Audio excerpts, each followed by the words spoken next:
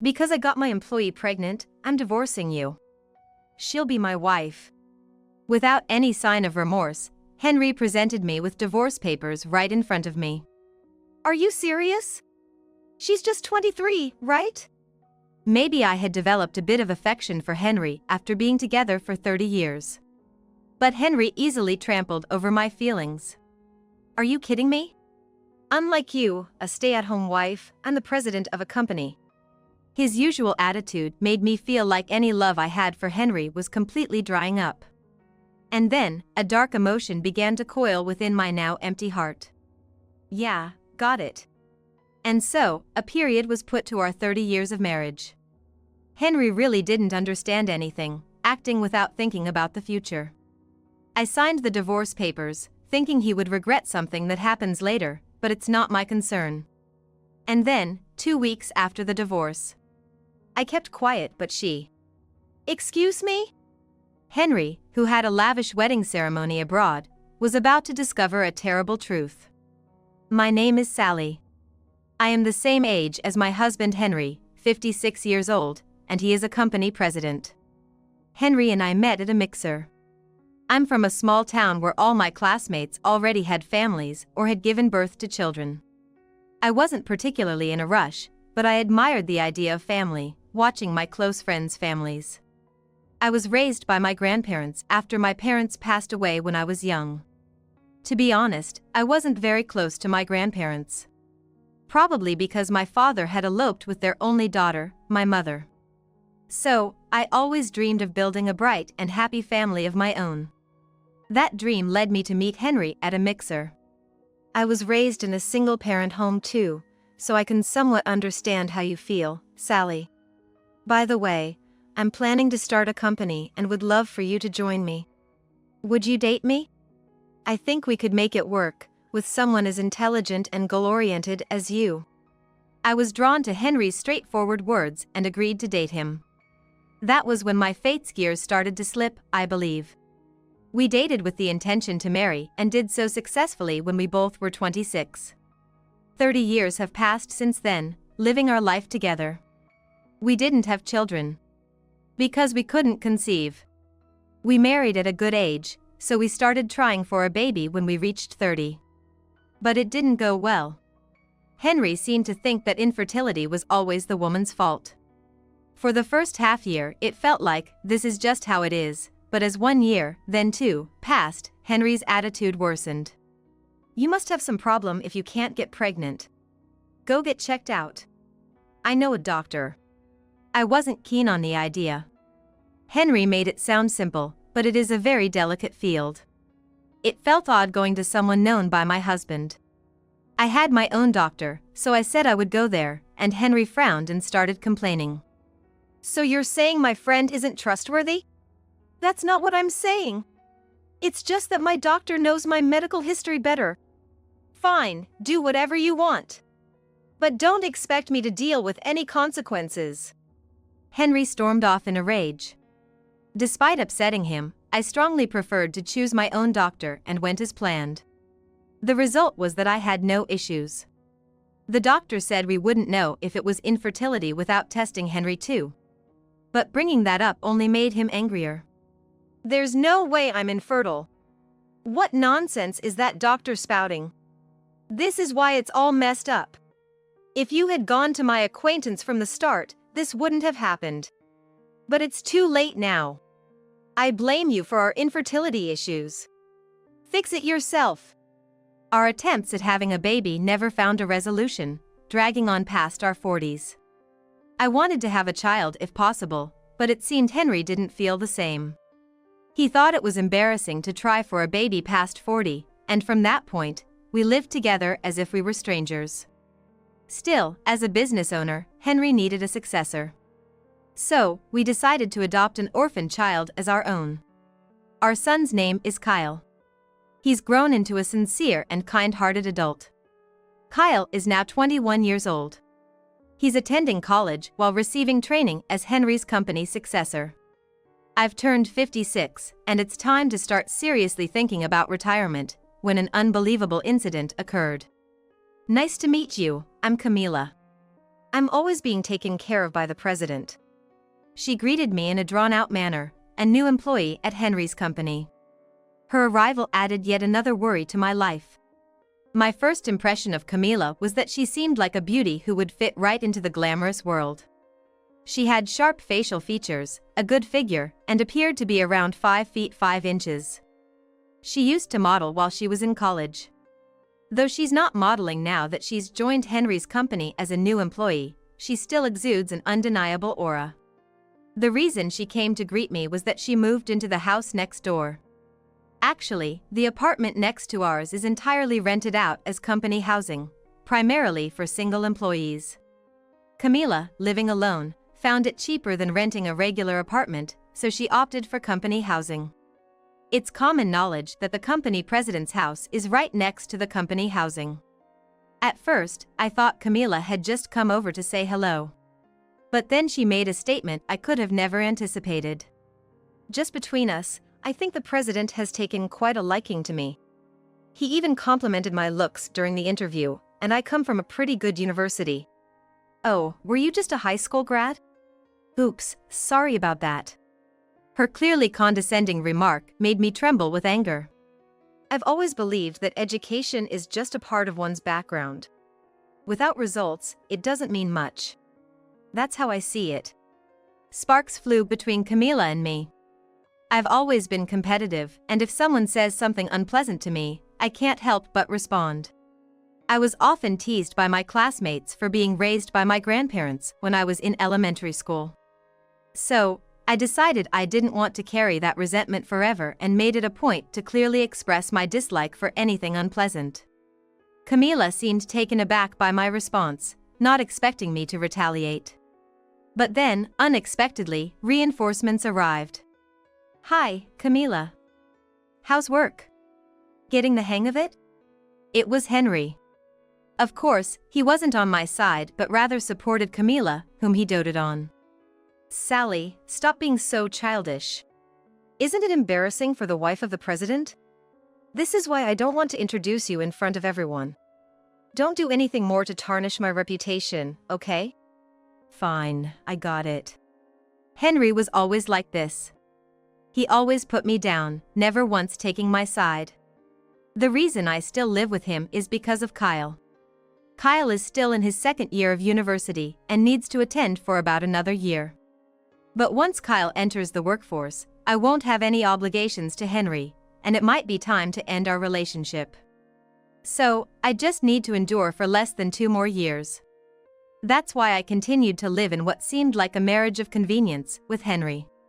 However, the arrival of this new employee, Camila, would unexpectedly throw my plans off course. Less than a year after Camila moved into the company housing, I discovered something serious. Henry. Do you like Camila that much? Of course. A young girl like her is cuter and more likable than some old lady. Henry had said he couldn't come home that day due to an important business deal. So, I decided to dine out alone. It's been a while since I was alone, so I thought I'd have a drink. While walking through downtown, I witnessed Henry and Camila walking arm in arm. And I was speechless when I saw the building they entered. Henry was definitely having an affair with Camila. From that moment, I started making moves in secret. Careful not to let Henry or anyone else catch on. Months passed, and one day, Henry said with a creepy smile, "Because I got my employee pregnant, I'm divorcing you. She'll be the president's wife." It was clear he was talking about Camila. I glared at Henry in silence. Then, without any hint of guilt, he thrust the divorce papers in front of me. Are you serious? She's only 23, isn't she? And for a new employee to get pregnant with the boss's child, that's unheard of.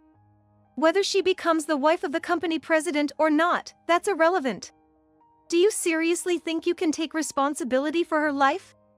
After 30 years together, I had developed some feelings for Henry.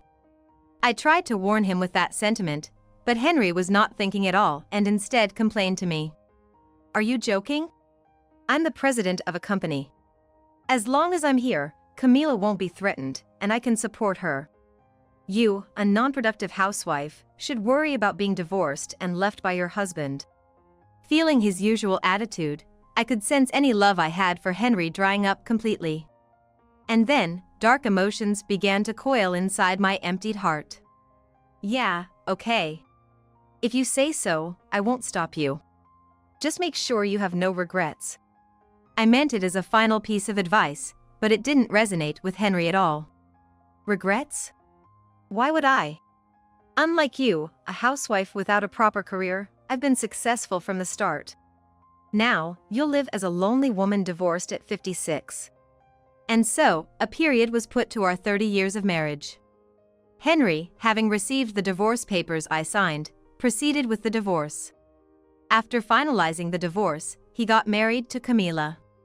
But that aside, it seemed my divorce from him was a foregone conclusion, and they were off abroad immediately after their marriage.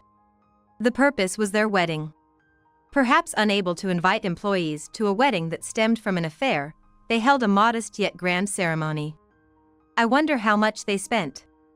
After their wedding ceremony abroad, they enjoyed their honeymoon and returned home in about 2 weeks. After the divorce, Henry moved out, perhaps buying a condo somewhere to live with Camila. However, realizing he had forgotten something, he returned, and I greeted him with a thin smile, asking, "Have you been checking your credit card statements properly?" Taken aback by my sudden question, Henry's face showed utter displeasure. But his expression fell on my next words. "I've kept quiet, but she..." "What?" "Seems she's hooked on a guy." "What?"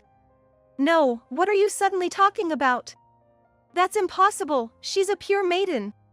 Seeing Henry say that sent a chill down my spine.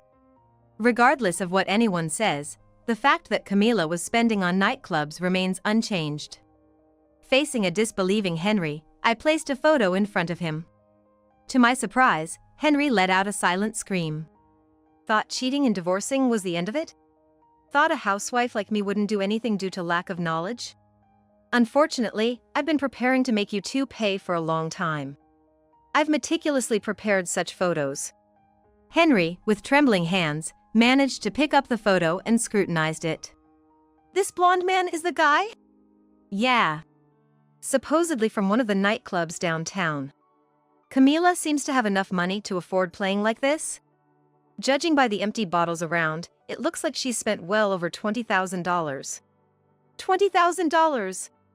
There's no way Camila has that kind of money." Echoing my words, Henry clutched his head. Then, as if snapping back to reality, he began checking his credit card statements. His face turning increasingly pale. As I suspected, Camila had been using Henry's credit card to lavish money. For her, it's like having an ATM that doesn't use her own money, but showers her with attention. Indeed, Henry had been completely deceived by her. Realizing this, he looked up at me and said, "Can I report this as unauthorized use to the credit card company?" "That's impossible." "She's not underage, a full 23 years old, and was your spouse. It's not like she stole the card, you allowed her to use it freely, right?" With that, Henry, with a pained expression, continued, "I gave it to her for living expenses, thinking she'd spend a few thousand, maybe $20,000 at most. But to spend it on a nightclub? Unbelievable, what's happening?" He lamented, but it was his own doing. Not seeing her true nature and giving her a credit card with a limit over $20,000 was my mistake. I could only respond with a wry smile to such a ridiculous event. A few hours later, I got a call from Camila. "Hey, is it true you've been snooping around behind my back? When I got home, Henry showed me the photos and scolded me. Unbelievable. Really, can you stop doing this because of your ugly jealousy?" The photos I showed Henry seemed to have been taken home by him and used to confront Camila. She must have been scolded severely, as her usual act was nowhere to be seen. I almost laughed. Both Henry and Camila were at fault. "Because you cheated and stole my husband, doing this much is only fair, right? You might escape blame without concrete evidence of your affair, which is why I asked a detective to leave no stone unturned for indisputable evidence, be it photos or recordings. I replied calmly. Camila seemed to be grinding her teeth on the other end of the phone. After a few seconds of silence, she snorted and said, "Fine, whatever. This is defamation against me, and I'll sue you for it." "Excuse me?" I couldn't help but let out a disbelieving sigh. Did she truly understand the meaning of defamation when she said that? After all, it was their affair that ended our 30-year marriage. If anyone should be suing, it should be me, the victim. But Camila's misguided statements didn't stop. "I have the ultimate ATM in Henry. Just a few tears, and he's back on my side, and you'll be nothing but a distant memory. Just wait and see how long you last until it's your turn to cry." The call abruptly ended. Naturally, Camila was the one who ended up crying.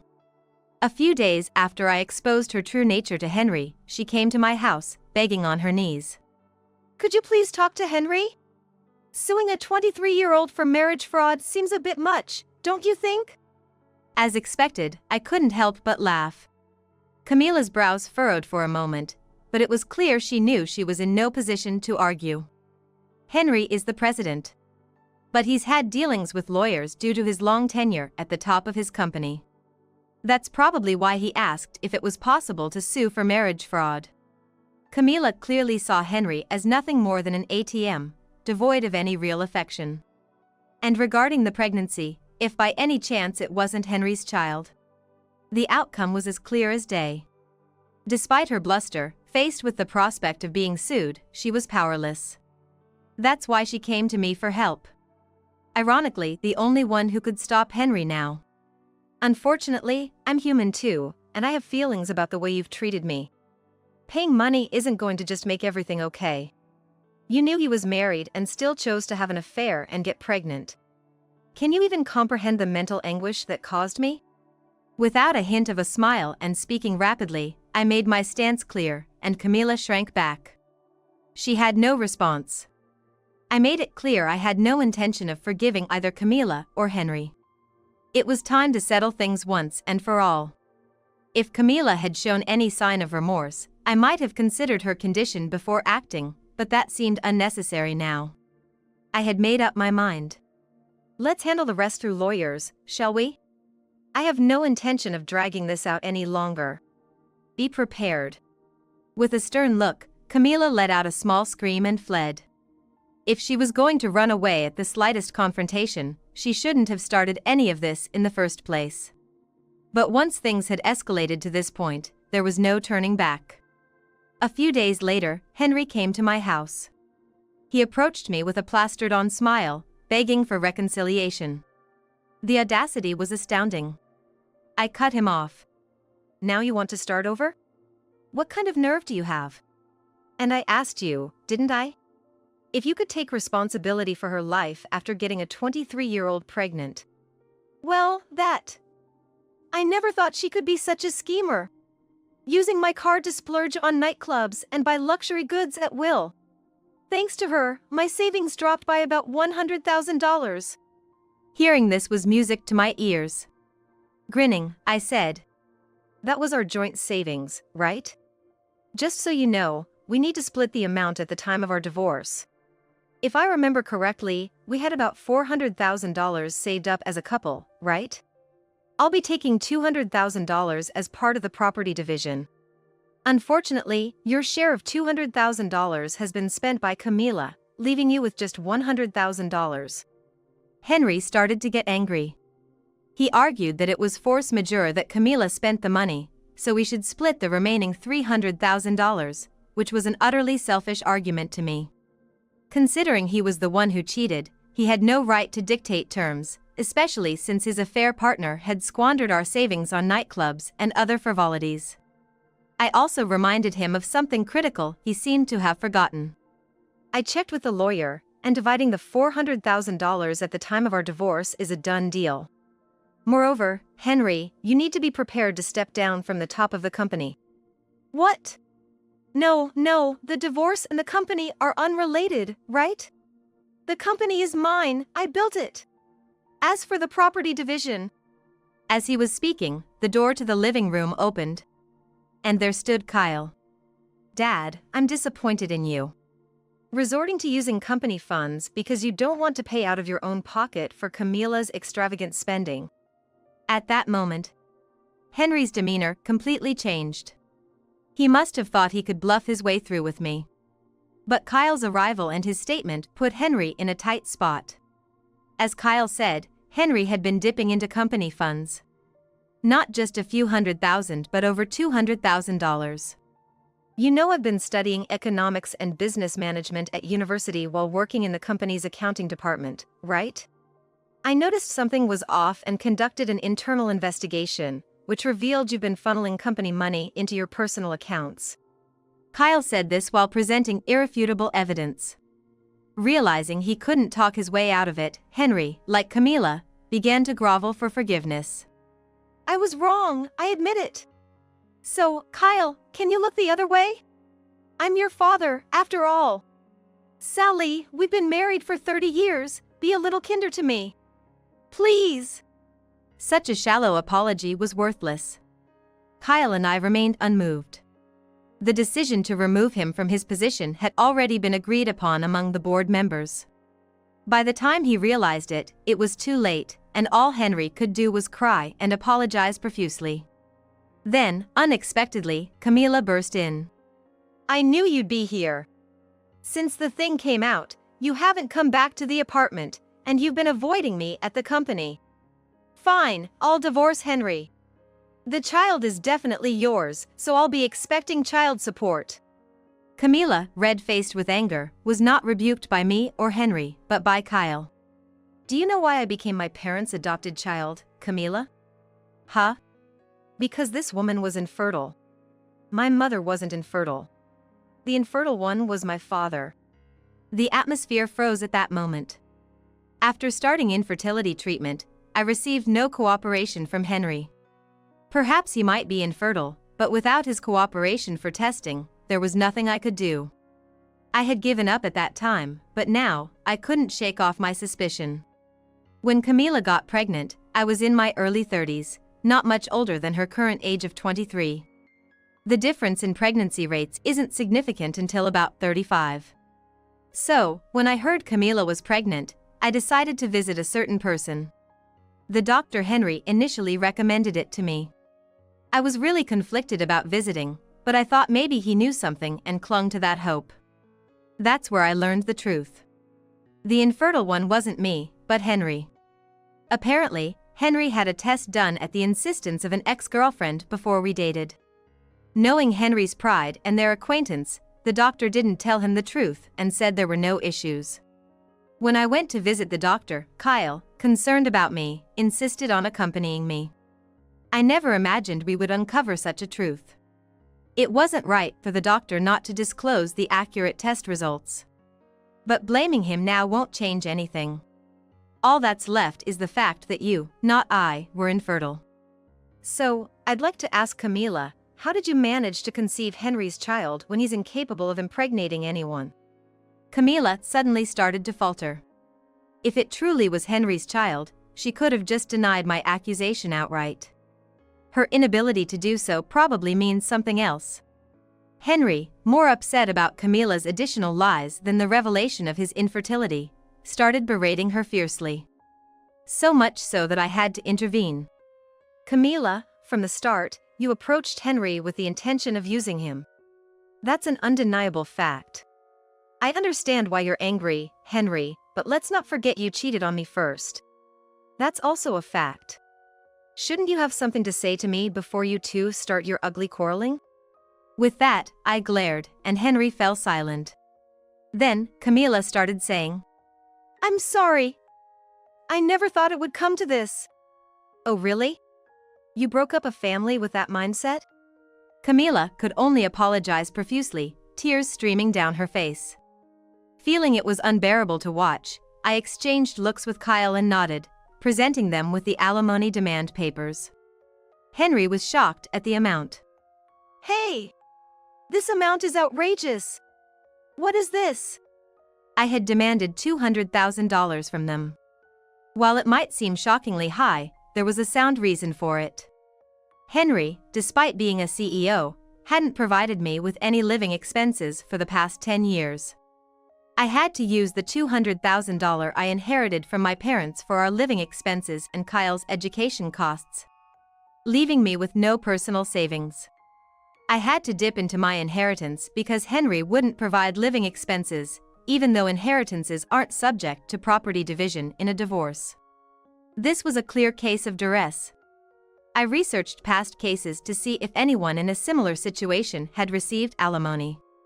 The amount my lawyer and I proposed was calculated based on Henry's behavior over the last 10 years, his position as a CEO, his ability to pay, and his attitude after the affair was discovered. In other words, it was justified.